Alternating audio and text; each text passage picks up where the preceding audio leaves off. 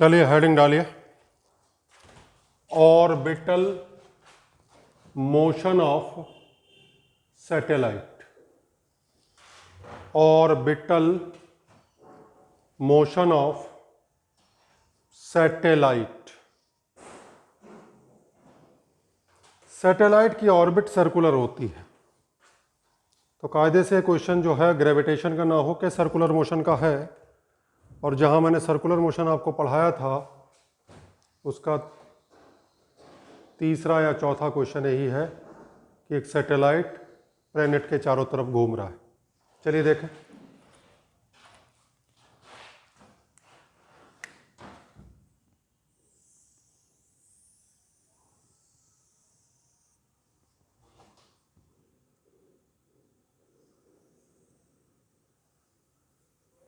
एक प्लैनेट है mass capital M का,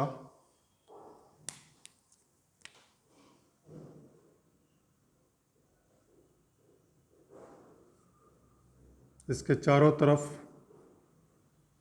एक सैटेलाइट घूम रहा है।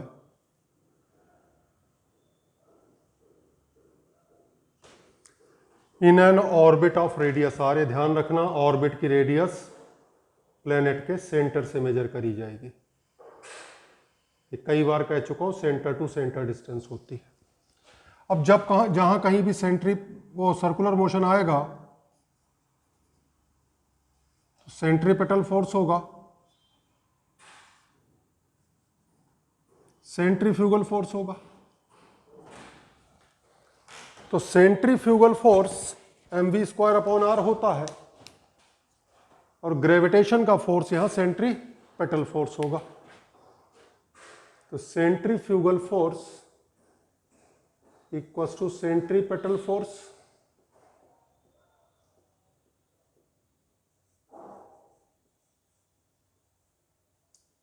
mv²/r equals to g m1 m2/r²।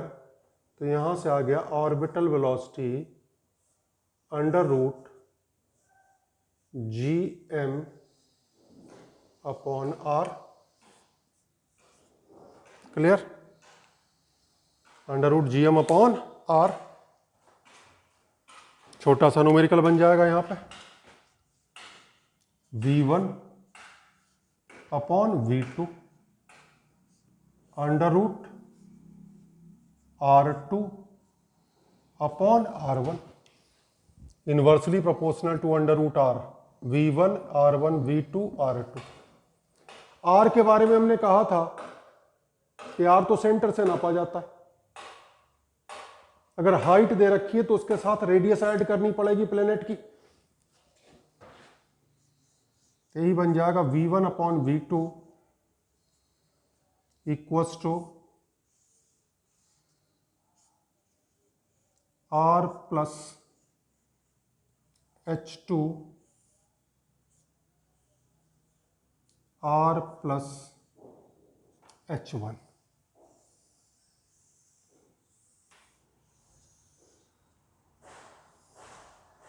अब इसमें कुछ चेंजेस कर रहे हैं, वही चेंजेस कर रहे हैं जो पहले करे हमने।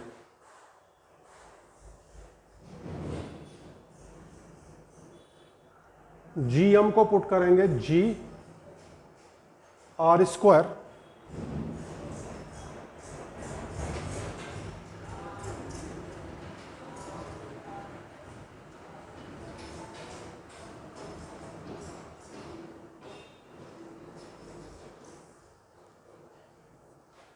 ठीक है?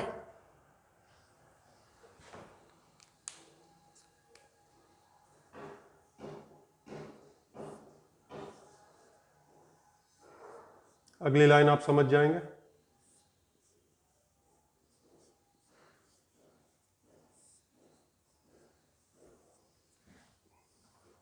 और यहां से एक approximation,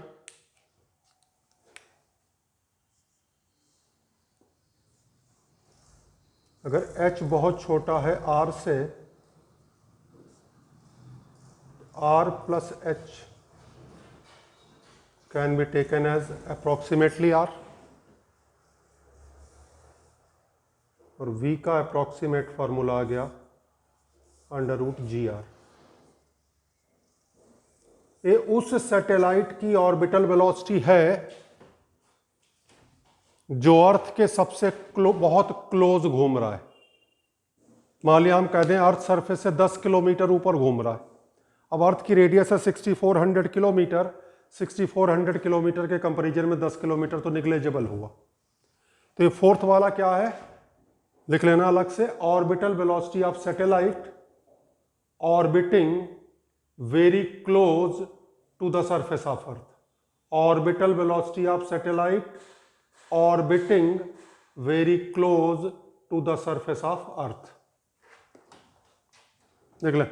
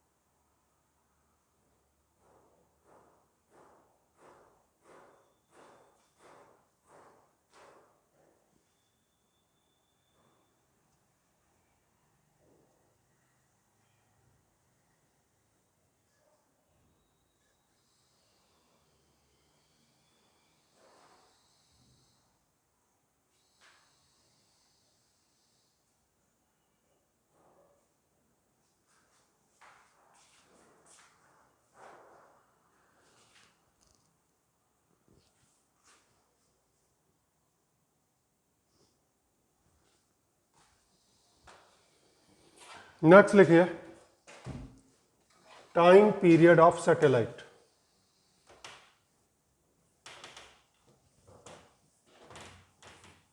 time period of satellite, एक चक्कर पूरा करने पे जितना टाइम लगता है उसे टाइम पीरियड कहते हैं।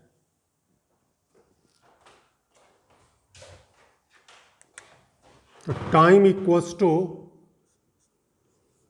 Distance upon speed.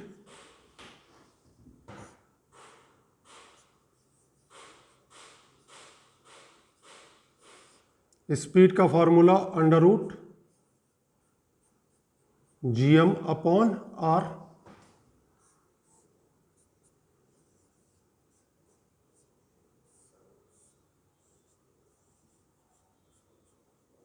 ध्यान से देखें,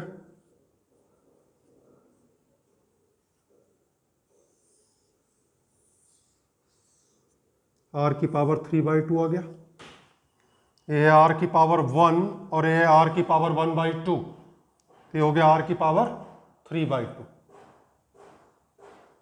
अब यहां से देखें जरा, t डायरेक्टली प्रोपोर्शनल है, r की पावर 3/2 स्क्वायर कर दो दोनों तरफ,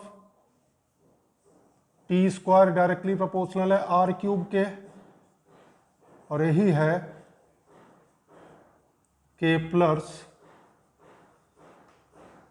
third law. Kepler's third law में मैंने लिखवाया था it is based on Newton's law of gravitation, और ये न्यूटन्स लॉ ऑफ ग्रेविटेशन पे ही बेस्ड तो हमने डेरिवेशन किया है। और एक तरफ ग्रेविटेशनल फोर्स और एक तरफ mv²/r। तो कभी कभी क्वेश्चन आ जाता है कि derive Kepler's third law from Newton's law of gravitation, तो कैसे डेरिवेशन करना है, पहले वेलोसिटी निकालनी है, फिर टाइम पीरियड निकालना है, और यहां लिख देंगे which is Kepler's third law. चलो फिर आगे बढ़ते हैं। टी का फॉर्मूला आ गया 2π√gm r की पावर 3/2। चेंज क्या करने हैं, आपको पता है चेंज क्या करने हैं, तीसरी बार कर रहे हैं।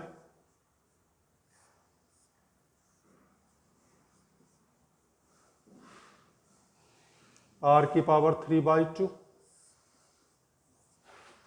ठीक, GR² है तो r बाहर आ जाएगा। और क्या चेंज कर रहे हैं,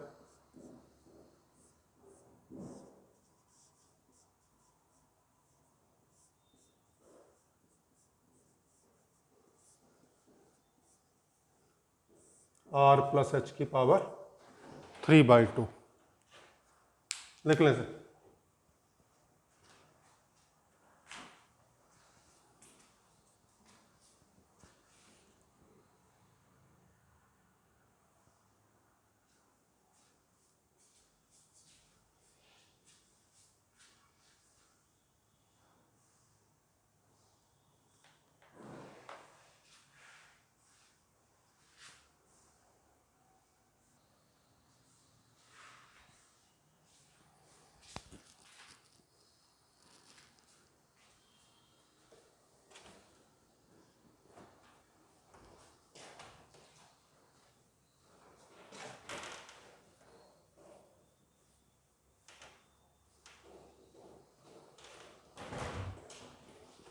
इसी में लिखा, इफ सैटेलाइट is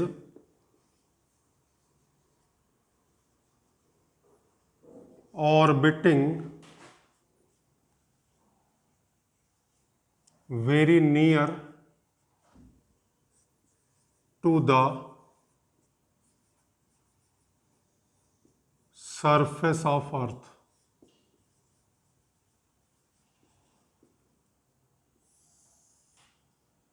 जैसा पिछले केस में किया था। देखो जी, टी का फॉर्मूला है हमारे पास 2π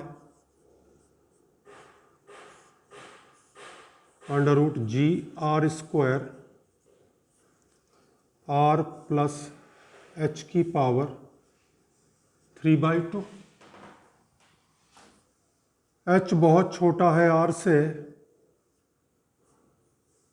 r + h can be taken as r।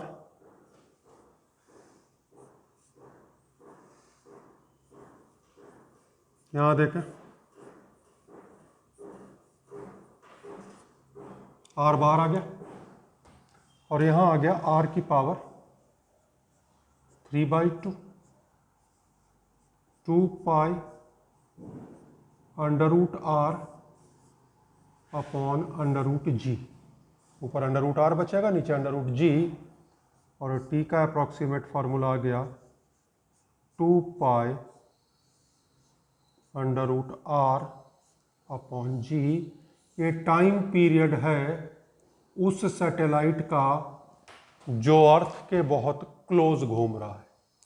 दूसरी भाषा में कह सकते हैं, it is the minimum time period of a satellite revolving around a planet.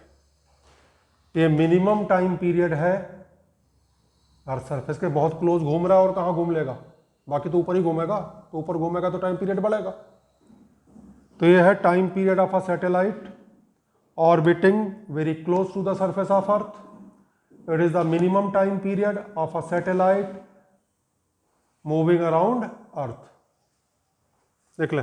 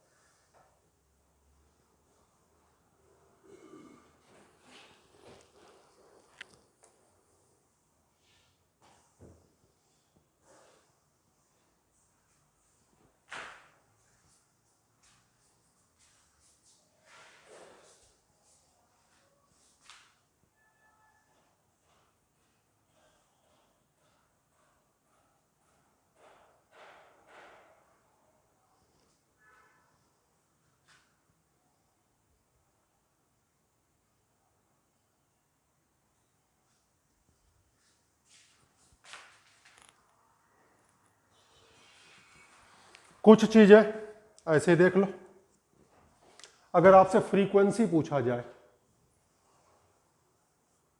चलो एफ लिख दिया फ्रीक्वेंसी, एन लिखना चाहो एन लिख दो। फ्रीक्वेंसी क्या होता है? 1/t। जो टाइम पीरियड का फॉर्मूला है उसे उल्टा कर दोगे, फ्रीक्वेंसी का फॉर्मूला आ जाएगा।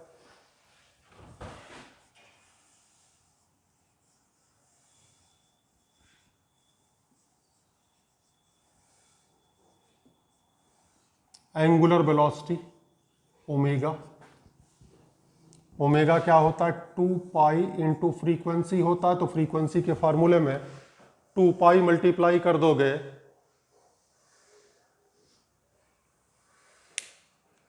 तो एंगुलर वेलोसिटी आ जाएगी। सेंट्रीपेटल एक्सेलरेशन हो सकता है, पूछ ले। सेंट्रीपेटल एक्सेलरेशन क्या होता है? v² r होता है। v का फार्मूला पता, पुट कर दो उससे भी आ जाएगा, और वरना सेंट्रीपेटल एक्सेलरेशन ऐसे भी आ जाएगा।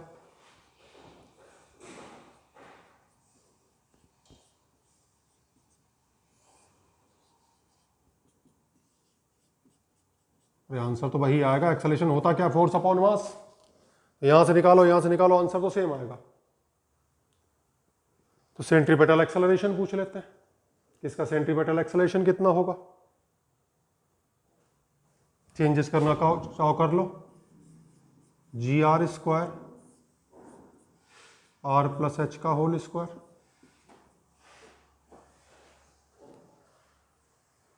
तो मेनली था वेलोसिटी निकालना, वेलोसिटी की मदद से ही हमने टाइम पीरियड निकाला, टाइम पीरियड से फ्रीक्वेंसी, फ्रीक्वेंसी से angular velocity, centripetal acceleration direct भी निकल सकता है, ये डायरेक्ट निकाल दिया, इससे निकालोगे तब भी यही आंसर आएगा। देख लो इसे भी।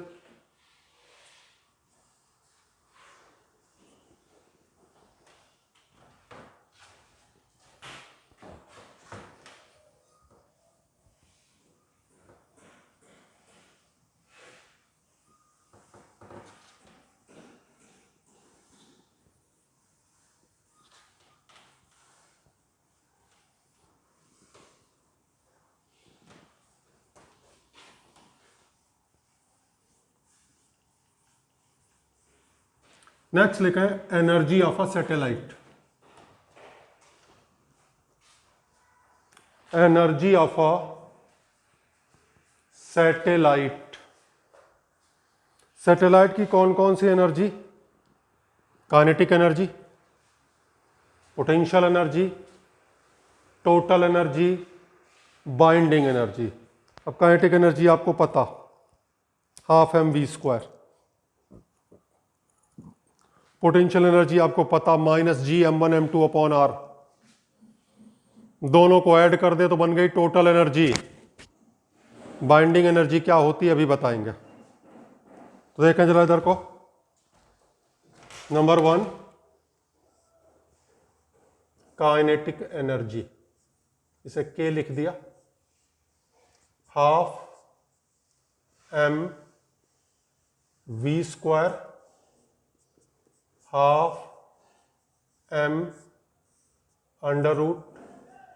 12m√gm/r का होल स्क्वायर, और ये आ गया gmm/2r। आराम से देख लो जी, कोई नई चीज नहीं बता दी। अभी जो वेलोसिटी का फार्मूला निकाला था वो बस यहां पुट कर दिया।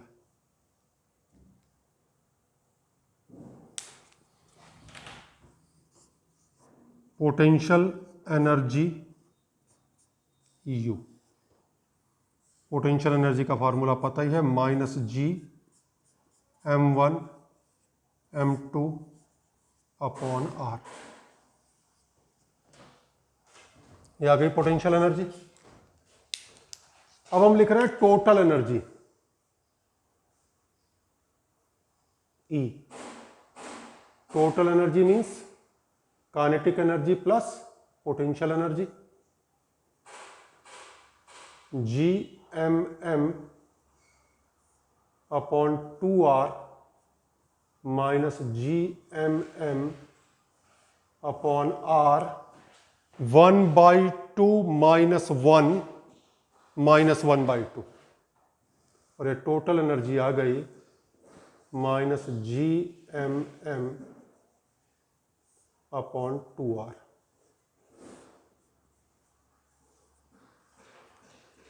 इसके बाद आता है बाइंडिंग एनर्जी।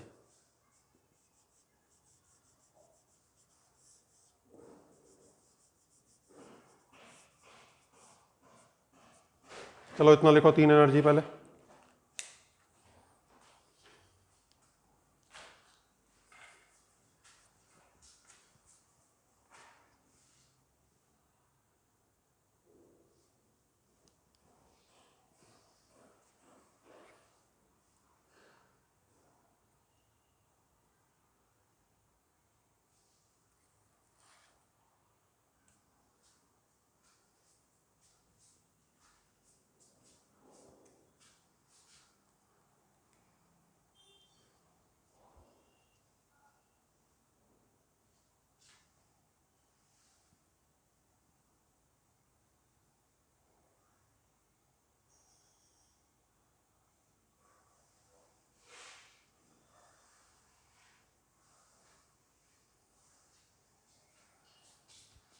बाइंडिंग एनर्जी क्या होती है? बाइंडिंग एनर्जी वो एनर्जी है जिस एनर्जी की डेफिशिएंसी की वजह से ये सैटेलाइट अपनी ऑर्बिट में बाउंड है। फिर से जरा सुने।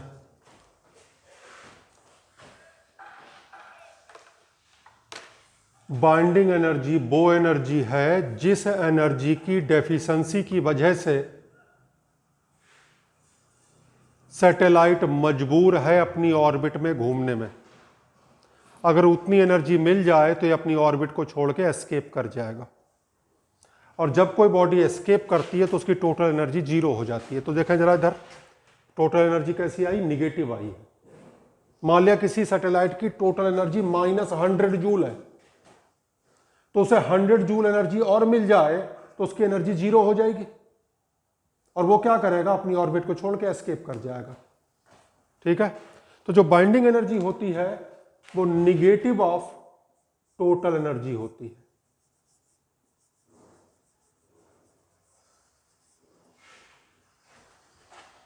तो बाइंडिंग एनर्जी का फॉर्मूला हो गया GMM/2R। किसी भी सिस्टम की अगर टोटल एनर्जी 0 है, इसका मतलब है वो एस्केप कर गया, वो बाउंड नहीं है। ठीक है जी?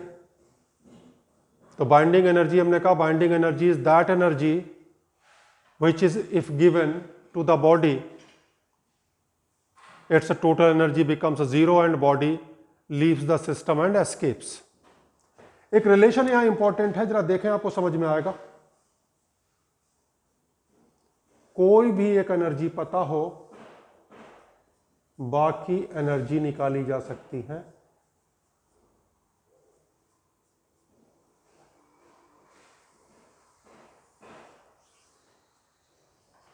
आराम से देखें, समझ में आएगा। यहां 2 है, यहां 2 लगा दें, साइन चेंज कर दें तो काइनेटिक और पोटेंशियल, काइनेटिक और टोटल देखें इक्वल है, साइन का डिफरेंस है। काइनेटिक और बाइंडिंग देखें बिल्कुल इक्वल है। तो एक एनर्जी पता है, बाकी एनर्जी निकाल सकते हैं। लिख लें इसे, फिर question लिखवाएं।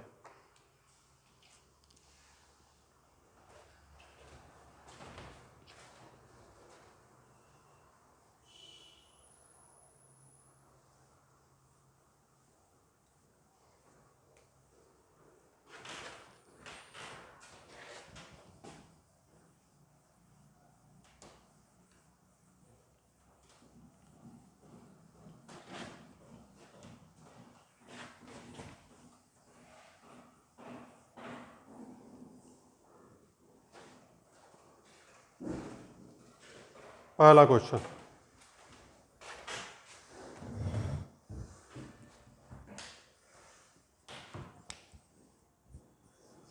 calculate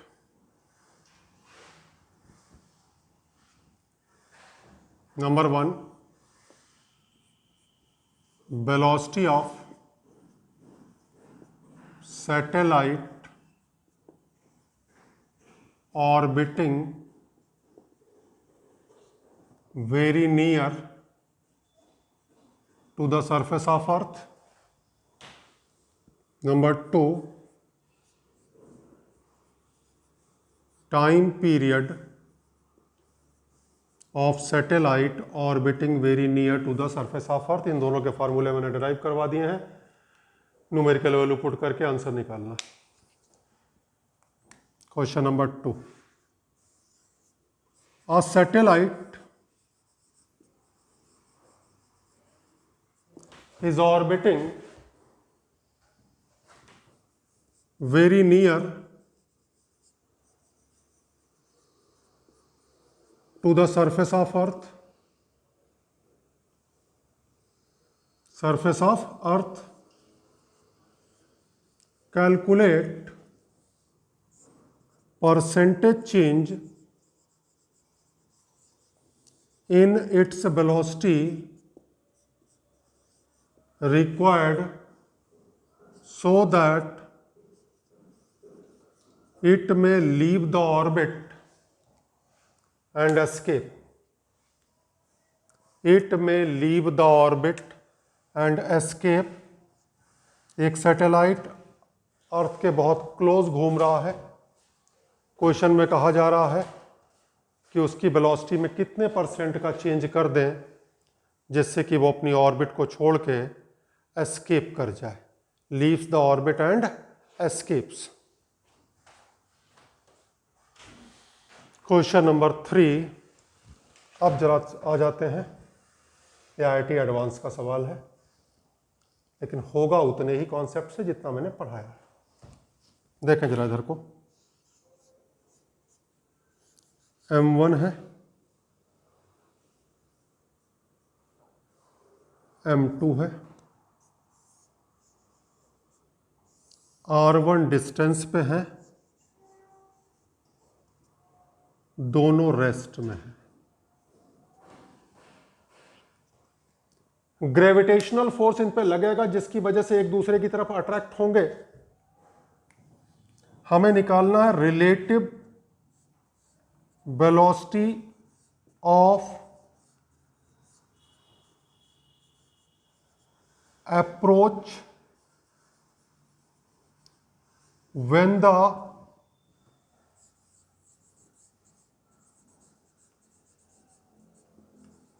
separation becomes R2। Relative velocity of approach, एक बॉडी इधर से जा रही है V1 से, एक इधर से जा रही है V2 से, तो relative velocity V1 plus V2 होती है। रिलेटिव वेलोसिटी हम बता चुके हैं, सेम डायरेक्शन में सब्ट्रैक्शन होता है, अपोजिट में एडिशन होता है। तो एक तरीके से हमें V1 प्लस V2 निकालना है। कोशिश करें, नहीं होगा मैं बताऊंगा तो है। ये तो 2 क्वेश्चन मैंने करीब करीब डायरेक्ट दे रखे।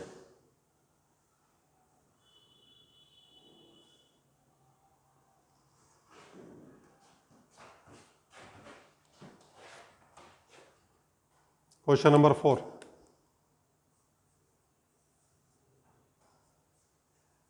Two satellites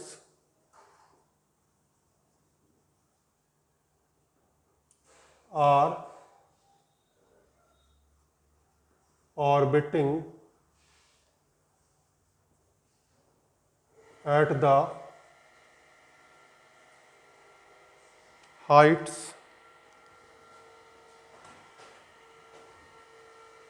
R and 3R, find the ratio of their number 1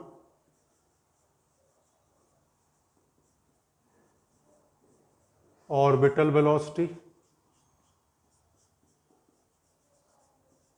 time period, frequency,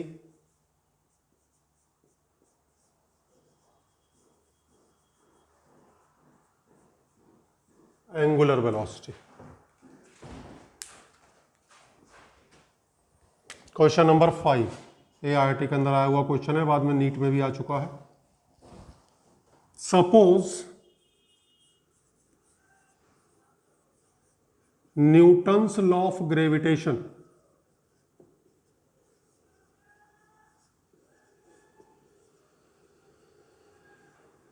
follow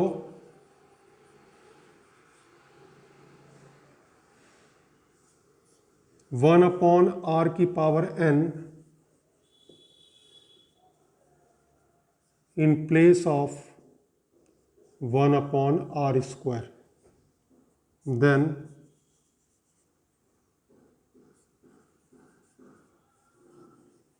Kepler's third law will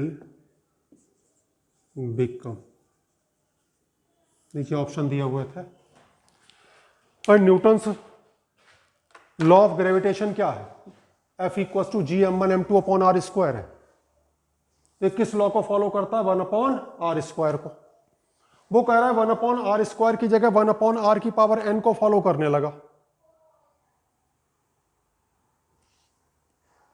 तो जो केपलर का लॉ हुआ करता है T square is directly proportional to R cube, ये लॉ क्या बन जाएगा? तो इसमें फिलहाल अब 2-3 क्वेश्चन ठीक ठाक दिए हुए हैं मैंने, 5 क्वेश्चन है। टेक 25 मिनट्स, उसके बाद चेक करें अपने।